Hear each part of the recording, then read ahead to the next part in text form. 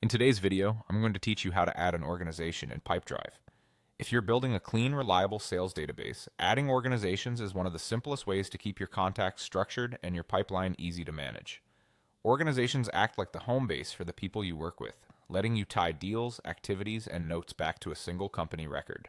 To begin, open Pipedrive and head to your main navigation. Go to Contacts, then choose Organizations. This view shows every company already in your account and makes it easy to search, sort, and filter later. Starting here ensures you're creating a true organization record rather than a person or a deal. Next, look for the button that says Plus Add Organization. It's typically up at the top right of the page. Click it to open a new organization form. You'll see a few key fields that capture the essential details you need for reliable reporting. Start with Organization Name. Use the official company name as it appears on their website or invoices. Keeping names consistent helps prevent duplicates and makes future searches accurate.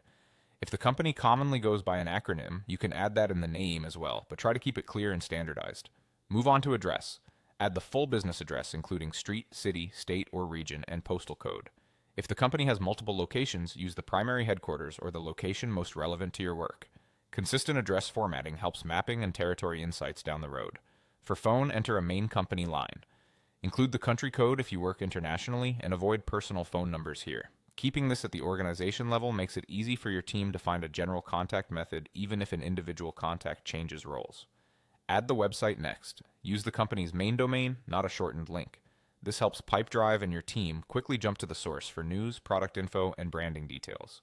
When you've reviewed everything for accuracy, click Save. You'll land on the new organization's profile, where you can see it in the list and come back to edit details anytime. If something looks off later, no worries. You can update it without affecting your historical activities or deals.